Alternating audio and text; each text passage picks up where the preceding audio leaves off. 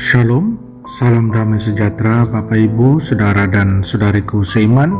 Senang berjumpa kembali dengan Anda dalam permenungan harian Sabda Tuhan, Embun Sabda di hari Minggu Pekan Biasa keempat, 30 Januari 2022. Semoga Anda dalam keadaan sehat walafiat, tetap semangat, tetap tersenyum, dan tetap berpengharapan pada Tuhan kita Yesus Kristus.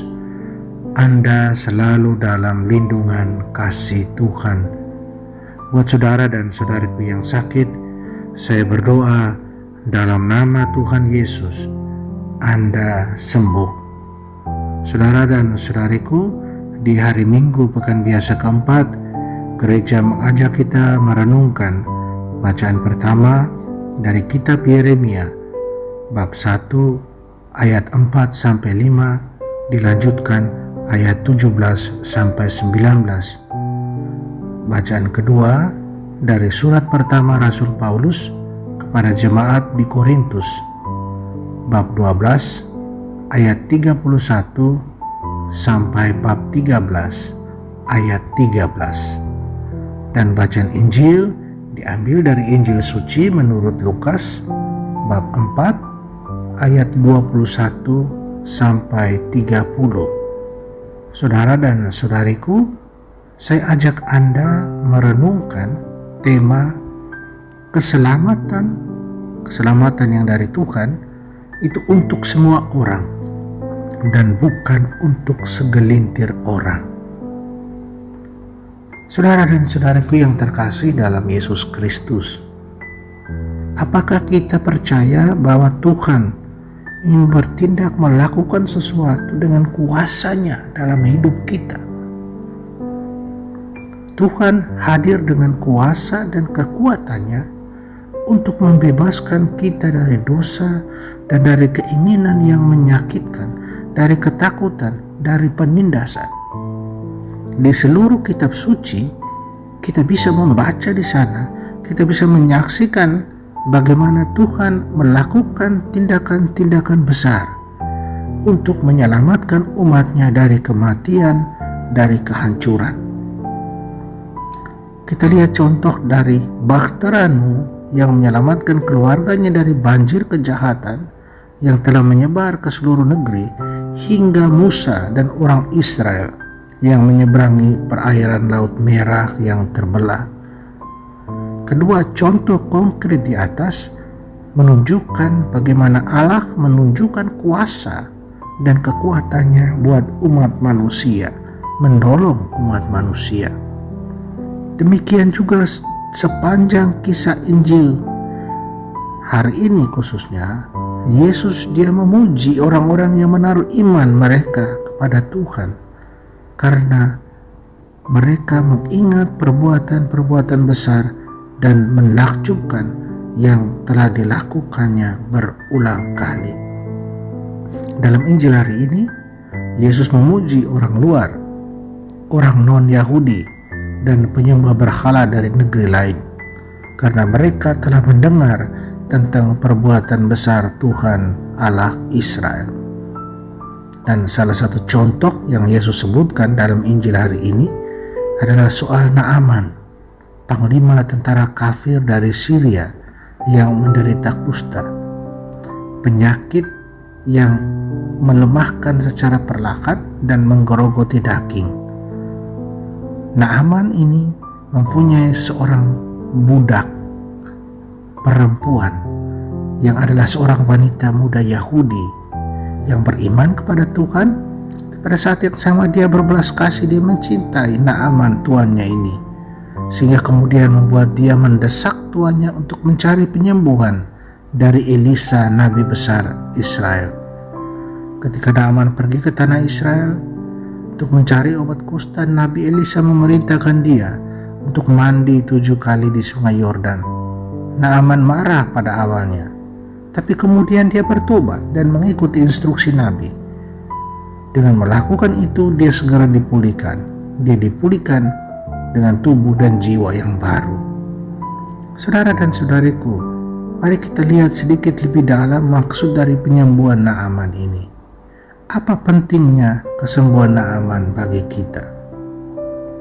Seorang bernama Efrem dari Syria, seorang guru Kristen awal, dia mengatakan kepada kita bahwa penyembuhan ajaib Naaman di Sungai Yordan menggambarkan misteri penyembuhan yang diberikan secara cuma-cuma kepada semua bangsa di bumi oleh Tuhan kita Yesus Kristus melalui regenerasi air baptisan dan pembaharuan dalam Roh Kudus. Efrem ini dia berkata demikian, oleh karena itu Naaman diutus ke Yordan untuk obat yang mampu menyembuhkan manusia. Memang dosa adalah penyakit jiwa, tidak dirasakan oleh indera, tapi kecerdasan memiliki buktinya, dan sifat manusia harus dibebaskan dari penyakit ini oleh kuasa Kristus yang tersembunyi dalam baptisan. Naaman perlu untuk disucikan dari dua penyakit, penyakit jiwa dan penyakit tubuh. Dalam dirinya sendiri dapat diwakili penyucian semua bangsa melalui pemandian kelahiran kembali yang awalnya di Sungai Yordan, ibu dan pencetus pembaptisan. Demikian komentar Efrem terhadap cerita soal Naaman, orang yang berpenyakit kusta yang bukan orang Israel dan disembuhkan oleh Nabi Elisa. Contoh yang diberikan Yesus dalam bacaan hari ini. Saudara dan saudariku, Yesus juga ketika dia bertemu dengan Nikodemus, dia juga katakan bahwa jika seseorang tidak dilahirkan dari air dan roh, ia tidak dapat masuk ke dalam kerajaan Allah. Ya, Tuhan Yesus ingin membaharui dalam diri kita masing-masing karunia iman dan kuasa baptisan dan Roh Kudus yang menyucikan kita dari kusta dosa dan menjadikan kita lahir baru sebagai putra dan putri Allah. Saudara dan saudariku terkasih dalam Kristus, dalam Injil ketika Yesus pertama kali mewartakan kabar baik kerajaan Allah kepada orang-orang sekampungnya di Nazaret, Yesus tidak ragu-ragu untuk mengkonfrontasi mereka dengan dosa, ketidakpedulian dan ketidakpercayaan mereka. Dia mengejutkan para pendengarnya di sinagoga di Nazaret dengan teguran bahwa tidak ada nabi atau hamba Allah yang menerima kehormatan di tengah umatnya sendiri. Dia kemudian membuat mereka marah ketika dia memuji orang-orang non-Yahudi yang telah menunjukkan lebih banyak iman kepada Tuhan daripada orang-orang pilihan orang-orang Israel. Harus kita juga ingat bahwa beberapa orang yang membenci orang-orang non-Yahudi bahkan menyebut orang-orang yang Yahudi sebagai bahan bakar untuk api neraka.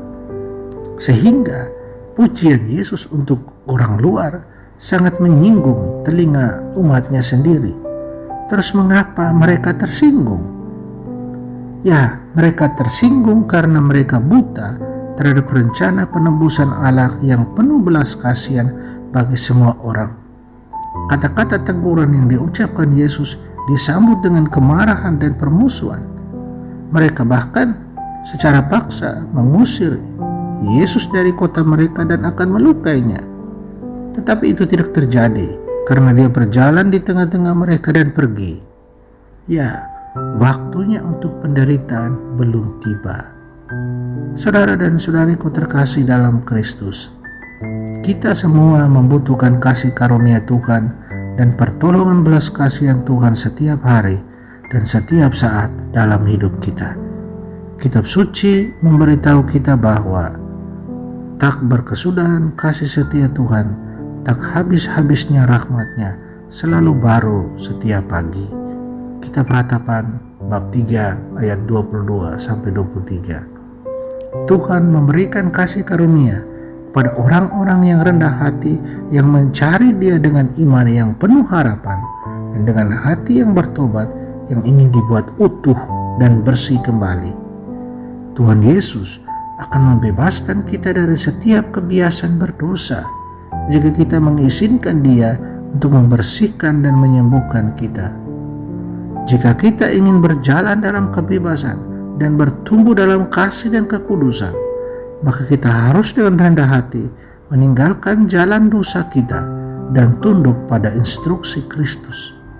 Kitab suci memberitahu kita bahwa Tuhan mendisiplinkan kita demi kebaikan kita agar kita dapat berbagi kekudusannya. Saudara dan saudariku, apakah kita ingin Tuhan Yesus membebaskan kita dan membuat kita utuh kembali? Mintalah Tuhan untuk menunjukkan kepada kita cara berjalan dalam kasih dan kebenaran penyembuhannya. Kita harus selalu ingat, keselamatan itu buat semua orang.